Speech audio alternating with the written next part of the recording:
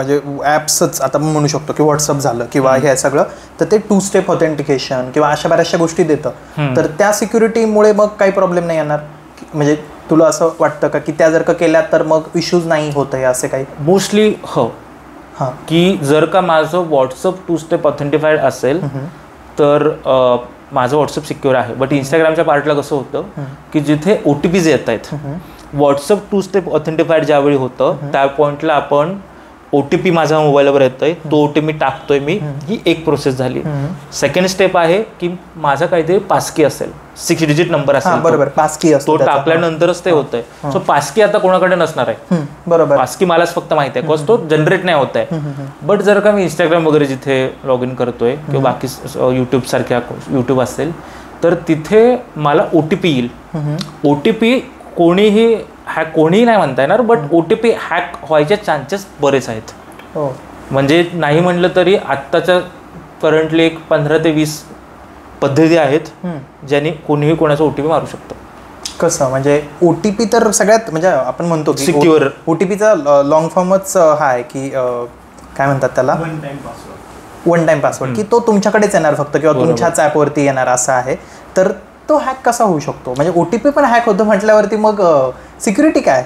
म्हणजे ह्याला मी अगदीच एक्झाम्पल द्यायचं झालं तर माझ्या घराची चावी आहे माझ्याकडे, बट ती चावी मी माझ्याच वॉलेटमध्ये ठेवलेली आहे. करेक्ट. बट जर माझं वॉलेटच कोणीतरी घेतलं ओके, तर मग कोणी दार उडू शकतं. तर ती सिक्युरिटी अगदी नाही. तसं OTPच्या पार्टला आपण जर टाईप्स बघायला गेले ना तर त्याच्यामध्ये एक आहे कॉल मर्जिंग.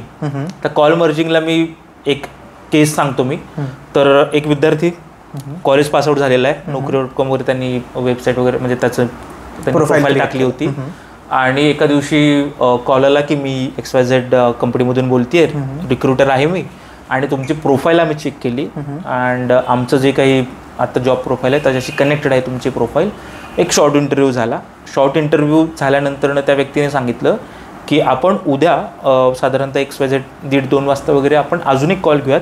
त्याच्यामध्ये टेक्निकल जे आहेत मॅनेजर वगैरे आहेत ते तुमच्यासोबत बोलतील आणि जर त्यांनी फायनलाइज केलं तर आपण बाकी जे काही काय म्हणतात की पुढचे राऊंड जे असतील स्केल वगैरे जे काही असेल त्याच्यावर आपण बोलूयात. त्याला त्या दिवशी मेलही गेला की दुसऱ्या दिवशी या टाइम स्लॉटमध्ये कॉल आहे. आणि त्या रिस्पेक्टिव्ह HR जी म्हणत होती तिचा कॉल आला.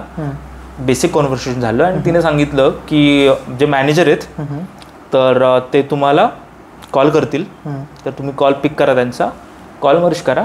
एकदा त्यांच्यासोबत ते काही बेसिक क्वेश्चन्स त्यांच्याकडनं विचारतील आणि ते आपलं पुढे कंटिन्यू होईल. त्या मुलांनी ठीक आहे म्हणलं चालेल. त्या दुसऱ्या एका अननोन नंबरवरनं कॉल आला, त्यांनी कॉल मर्ज केला आणि कानाला फोन लावला. तिथे अजून फार काही तो विचार करण्याआधी त्याला नंबर ऐकू आला. तो नंबर होता OTPचा.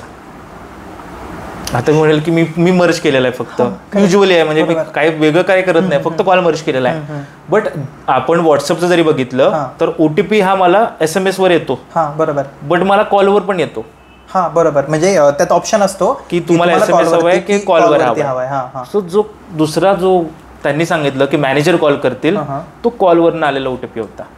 ओके, पण तो OTP कॉलवरनं आल्यानंतर कॉलवरती सांगतात ते OTP, म्हणजे मी कधी ट्राय केलं नाहीये. कॉलवर एकदा कॉल आपण पिक केला की ते 6 डिजिट नंबर सांगतात. ओके, समोरचा माणूस घेऊन बसलो. आता 2 गोष्टी आहेत की तुझ्यासोबत फ्रॉड होण्याआधी ऑलरेडी तुझ्यासोबत फ्रॉड झालेला आहे. बरोबर, म्हणजे त्याला जिथे त्या HRचा कॉल आला तिथेच त्याच्यासोबत तो फ्रॉड झाला होता. नाही, त्याच्या आधी म्हणता येईल, कारण फ्रॉडस्टरने OTP घेतला बट तुझे बँक अकाउंट डिटेल्स त्याकडनं होतेच. त्याच्यासोबत पुढे त्या केसमध्ये काय झालं? म्हणजे त्याचा तो OTP त्यांना मिळाल्यावरती कॉल डिलीट झाला, कट झाला, ट्रान्झॅक्शन्स तर ते ओपन करून बसलेले असतात.